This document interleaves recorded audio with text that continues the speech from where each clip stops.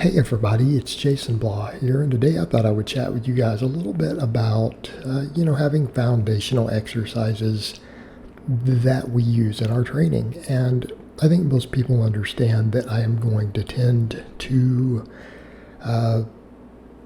push people towards the big three. I have a background in powerlifting. I think they're great lifts, but I don't think we have to do the exact powerlifting variations of them in order to build a base. And when I state this, I am not trying to tell people to be minimalist and that we shouldn't be doing isolation movements, because I do plenty of those myself.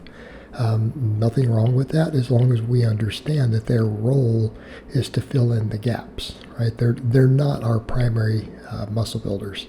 They're there to take whatever our weak links are, our muscles that need more priority, and to give them some extra work. In short, if you want bigger biceps, you should probably do some curls. Okay? Common sense. Should be common sense, right? We don't need to be dogmatic about that. But we need to be chasing performance and progressive overload on some basic big movements. In this video, you'll see me using 4 basic exercises throughout this.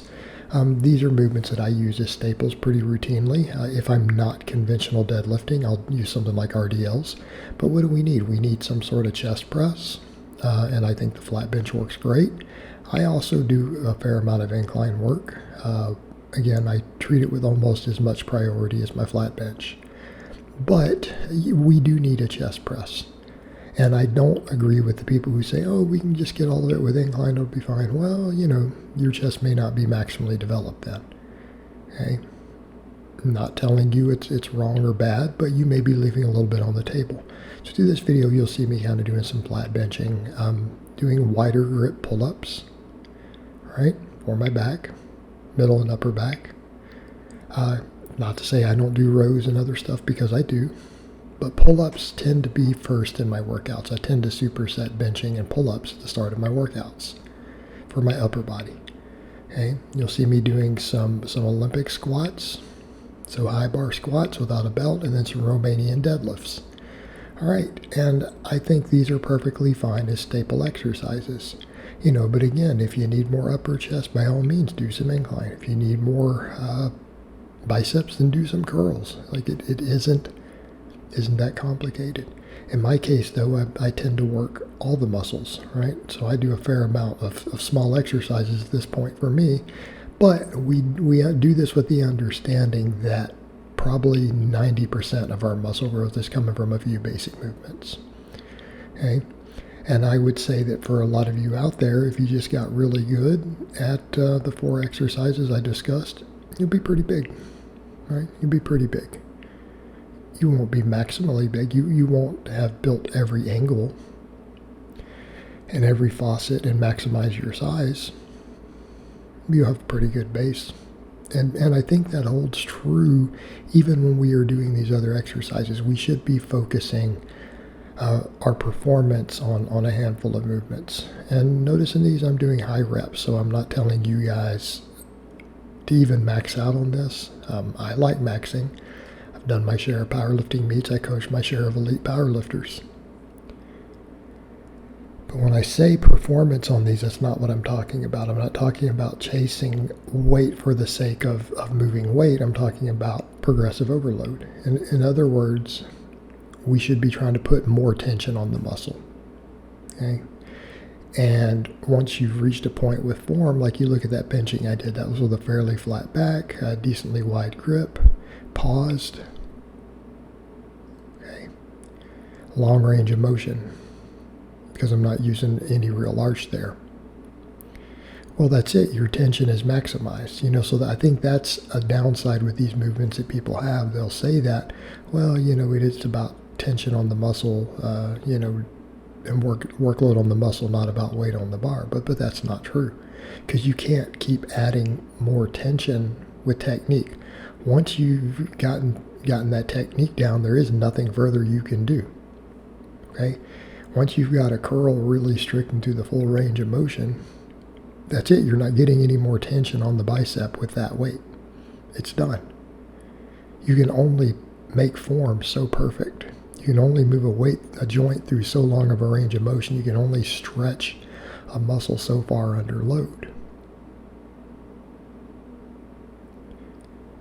Once you've done that, the only way you're adding more workload is to either add reps or to add weight. Now, I'm not telling you guys you need to go any heavier than I'm going here. You can get pretty big on benching 225 and squatting 315 with strict form and a lot of reps. But that's the caveat. You're going to have to take stuff through long ranges of motion, full range of motion exercises under control, and you're going to have to add reps. Okay? Because once you're pausing on the chest on the bench and controlling everything like I was doing, there is no further overload. Okay, if you can do 5 reps with 225, you're going to have to get it to 6, you're going to have to get it to 8, you're going to have to get it to 10, you have to get it to 12. And if you do that, you'll get bigger, you'll gain muscle. May come a point to where you're like, well, I need to add weight. You know, because a lot of you guys might be doing that. You got 135. Well, I mean, you're going to do sets of 100 with 135? Come on. It's a point where you'll need to add some weight. You know, because we're only going to want to do so many reps. And again, with sufficient rep work, I mean, you guys can get pretty big and pretty jacked with those weights on the bench and the squat. Right? Decent sized guy, for being in my late 40s. And that's what I'm working with. But notice they're high quality reps and they're very high reps. Everything is 10 plus here. Same thing on the pull-ups. I'm 215 in this. I'm doing those pull-ups from a dead hang, you know, but I'm doing higher reps. I'm not coming in and doing 4 pull-ups. But there might be a point where you get to 20 and you're like, okay, this is getting silly. Maybe I should add some weight. It wouldn't be a bad idea. Again, progressive overload. So when I say performance, that is what I'm talking about. I'm talking about maximizing tension and workload on a muscle. That's what we're talking about. I'm not talking about, moving as much weight as possible like we do in a powerlifting meet. That's a different thing. But you know what? If you get real big and real jacked and you get those muscles strong and developed, it's going to be a lot easier to even do that, won't it? Right? You do a version where you cut 30% of the range of motion out, bigger, stronger muscles still going to lift more weight. And then you guys see me here at the end, you know, if you want to do some curls, do some curls. Nothing wrong with that. All right? But the same thing even on those.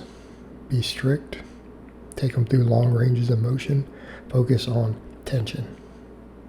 All right, guys, but that's really all I have to say on that today. I hope it's been informative, and I'll talk to you guys next time.